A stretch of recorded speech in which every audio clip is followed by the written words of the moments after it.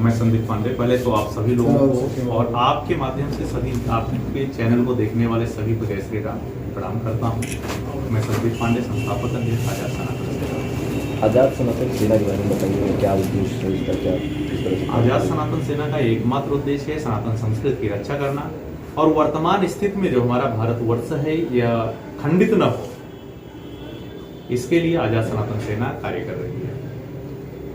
क्या है आप लोग का मेन, जिस तरह से 24 का चुनाव सामने है, तो आप ये पार्टी आजाद सनातन सेना है, किस तरह से जा रहे हैं, किसका सपोर्ट? पहले तो आप सभी को हम बता दें कि आजाद सनातन सेना गैर राजनीतिक संगठन है, किसी पार्टी से कोई संबंध नहीं है इसमें। और आजाद सनातन सेना आज जो प्रेस वार्ता बुलाई हुई है, यह आगामी 10 मार्च को यानी परसों के दिन हम लोग एक सनातन समागम का आयोजन करा रहे हैं, जिसमें हम लोग 551 लोगों को श्री रामचरितमानस से सम्मानित करेंगे। हमारे देश को आज़ाद कराने वाले जो क्रांतिकारी जैसे चंद्रशेखर आजाद जी, मंगल पांडे जी, जहाँ तक हम लोग अभी तक पहुँच पाए हैं, उनके परिवार के लोगों को भी बुलाकर और साथ ही साथ संत समाज को बुलाकर हम लोग 51 लोगों को सनातन रत्न, सनातन श्री और सनातन गौरव से भी सम्मानित करेंगे। कहाँ पे होगा ये कार्यक्रम? यह कार्यक्रम तिलक पैलेस टीडी कॉलेज प्रातः 10 बजे से होगा। इसमें अगर मुख्य रूप से देखा जाए चंद्रशेखर आजाद जी के प्रपौत्र के रूप में श्री अमित आजाद तिवारी जी, मंगल पांडे जी के प्रपौत्र डॉक्टर नीरज पांडे जी, अयोध्या के महापौर माननीय श्री गिरीश त्रिपाठी जी, अयोध्या हनुमानगढ़ी के महंत श्री राजू दास जी महाराज, श्री सूरज दास जी महाराज छोटे योगी, कामाख्या धाम से इंद्रेश कौशिक जी महाराज, अंबेडकर नगर से मुनि फलहारी बाबा सहित काशी, मथुरा, आपके उज्जैन, हरिद्वार से टोटल जो है 50 से अधिक संत महात्माओं का आगमन हो रहा है। देखतावाल में भी काफ़ी लोग हैं, जयपुर से अनिता मिश्रा जी हैं। इस तरीके से 50 से ज़्यादा संत महात्माओं का आगमन हो रहा है इस कार्यक्रम में। आपकी ये संस्था कितनी पुरानी है और कहाँ कहाँ है भारत में? हमारी संस्था बहुत पुरानी नहीं है। 18 जनवरी 2024 को संगठन का, अपनी संस्था का रजिस्ट्रेशन हुआ है और यह पहला कार्यक्रम है आपके जनपद में। और रही बात पूरे भारत में, तो पूरे भारत में 8 स्टेट में आपका संगठन या आजाद सनातन सेना पहुंच चुका है। और उत्तर प्रदेश में मुख्य रूप से अगर देखा जाए मिर्जापुर, भदोही, बलिया, सुल्तानपुर, प्रतापगढ़, लखनऊ, जौनपुर सहित पूर्वांचल के जो है 12 से 15 जिलों में हमारा संगठन बहुत सक्रिय रूप से कार्य कर रहा है। पहले से ही बहुत सारे ऐसे संगठन हैं जो हिंदू समाज की और सनातन की रक्षा कर रहे हैं, तो एक संगठन और आप लोगों ने बनाया है, तो किस वजह से? देखिए, पहले से ऑलरेडी बहुत सारे संगठन हैं जो कि हिंदू समाज और इस सब की रक्षा कर रहे हैं, लेकिन हमारे संगठन का, मैंने आपको पहले ही बताया, हम लोग धर्म न्याय की स्थापना के लिए इस संगठन का निर्माण करते हैं। जो लोग इसका विरोध कर रहे हैं वो लोग अपना कार्य करते रहे, लेकिन धर्म न्याय की स्थापना करना चाहिए, किसी का विरोध नहीं करना चाहिए। तो हम लोग इसके लिए खास तौर पे यह कार्य कर रहे हैं। और 10 तारीख को ही एक चीज़ और हम लोग कर रहे हैं, 7 बिंदुओं पर हस्ताक्षर अभियान चला रहे हैं। जो छोटा सा लक्ष्य हम लोग लिए हैं कि 1,51,000 लोगों का हस्ताक्षर कराकर महामहिम राष्ट्रपति, माननीय प्रधानमंत्री भारत सरकार, महामहिम राज्यपाल उत्तर प्रदेश और माननीय मुख्यमंत्री उत्तर प्रदेश शासन को हम लोग एक ज्ञापन देंगे कि 7 बिंदुओं पे 1,51,000 लोगों का हस्ताक्षर कराकर हम लोग यह मांग कर रहे हैं कि इस पे अमल किया जाए और इस पे कार्य किया जाए। बिंदु 7 क्या है? पहला बिंदु हमारा है श्री रामचरितमानस और श्रीमद् भागवत गीता को राष्ट्रीय ग्रंथ घोषित किया जाए। दूसरा बिंदु हमारा है कि भारत को हिंदू राष्ट्र घोषित किया जाए। तीसरा है अयोध्या के पश्चात काशी, मथुरा के मंदिरों का जीर्णोद्धार हो, मतलब उद्धार हो। और चौथा है किसी भी धर्म के खिलाफ, जो कि अभी आप लोगों ने देखा, किसी भी धर्म के खिलाफ राजनेताओं द्वारा अपशब्द बोले जाने पर प्रभावी नियंत्रण जैसा कानून बनाने की मांग हम लोग कर रहे हैं।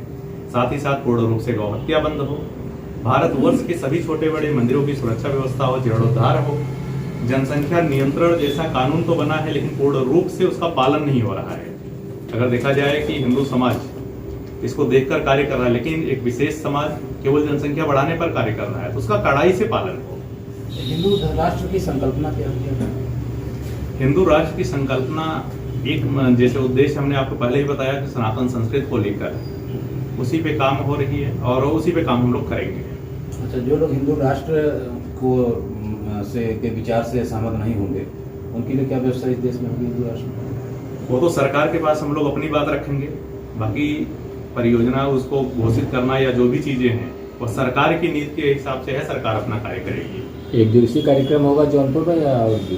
नहीं, एक दिवसीय कार्यक्रम होगा और इसके बाद हम लोग एक कार्यक्रम और रखे थे आजाद सनातन सेना के तत्वाधान में ही 23, 24, 25 मई को पंडित धीरेन्द्र शास्त्री जी का आगमन हो रहा था 3 दिवसीय कथा का, लेकिन चुनाव को देखते हुए यह कार्यक्रम जून महीने में होगा। जिस तरीके से और जगह जो है ईसाई मिशनरी जो है धर्म परिवर्तन करा रही है, इसको रोकने के लिए क्या आप लोग कुछ अभियान चलाएंगे? बिल्कुल चलाएंगे।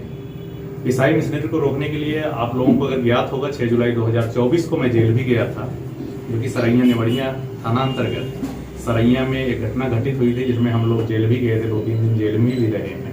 हमारे कुछ साथियों का सर भी फटा था।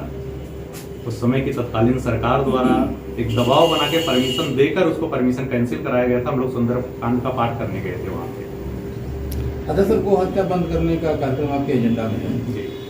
और अनुमान मीडिया रिपोर्ट्स में देखने मिलता है कि जो बीफ एक्सपोर्ट्स हैं इसमें ज़्यादातर जो है सोकाल हिंदू समाज के लोग इन्वॉल्व हैं। बिल्कुल है, क्योंकि देखिए अगर देखा जाए कि हिंदू समाज के लोग से ही सनातन को सबसे ज्यादा खतरा है। लोग भले बोलते हैं, अभी आप स्वामी प्रसाद मौर्य को देख लीजिए, वो भी तो हिंदू ही है, सनातनी ही है, लेकिन वो तो अपने आप को बौद्ध बताते हैं। सनातन के घटक हैं बौद्ध, जैन, सिख, ये सारे जितने भी धर्म हैं सब जो है सनातन के घटक हैं। तो सर गोस्वामी तुलसीदास जी ने महाकाव्य लिखा रामचरितमानस, किस देश काल परिस्थिति में लिखा वो तुलसीदास जी जानते हैं। स्वामी प्रसाद जैसा सामान्य व्यक्ति अगर कुछ उनकी लिखी हुई बातों पर टिप्पणी करते तो देश में क्या आपके पास जो बौद्धिक संगठन है वो उनको समझाने में सफल नहीं हो पाया? देखिए पहले का क्या था मैं नहीं बता सकता हूँ, बट इतना मैं जरूर कह सकता हूँ कि जिस दोहे को, जिस चौपाई को लेकर स्वामी प्रसाद मौर्य ने कमेंट किया था कि ढोल गमार शूद्र पशु नारी सकल ताड़ना के अधिकारी, अगर देखा जाए तो उनको यही नहीं पता था कि ताड़न शब्द का मतलब क्या दिए थे तुलसीदास जी। उनका सीधा था कि अपने देख रेख में रखना चाहिए, इस पे हमेशा निगाहें केंद्रित करके रखना चाहिए। क्यों? क्योंकि अगर इनको केंद्रित नहीं किया जाए, जैसे ढोल की बात है, ढोल को अगर हम सही से इसकी नाल को अगर टाइट नहीं करेंगे तो आवाज अच्छी नहीं आएगी। इसी तरीके से सारी चीजें हैं, अगर इस पे हम लोग नहीं करेंगे तो ऑलरेडी काम नहीं होगा। लेकिन स्वामी प्रसाद मौर्य जैसे लोग केवल राजनीतिक रोटी सेकने के लिए अपना ये अनाप शनाप की बयानबाजी कर रहे थे, और समाजवादी पार्टी छोड़ने के बाद अगर देखा जाए आप क्यों नहीं कर रहे हैं अपना संगठन बनाने, अपना पार्टी बनाने के बाद, यह भी तो एक विचारणीय प्रश्न है। सर ये जो आजाद सनातन सेना है इसमें हिंदू समाज में जातिगत विभेदीकरण है, अगड़े पिछड़े और तमाम जाति के लोग हैं जी। इन लोगों के लिए क्या व्यवस्था है?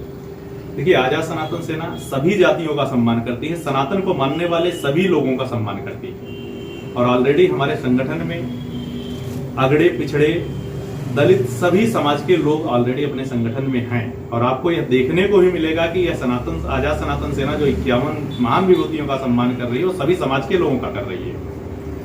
अच्छा 2014 के बाद से भाजपा सत्ता में आती है केंद्र में, उसके बाद योगी की सत्ता में आते हैं प्रदेश में, तो आपको लगता है ऐसा कि आपकी सोच और भाजपा की सोच या उनके तमाम अनुषंगी संगठनों की सोच में कुछ तालमेल है?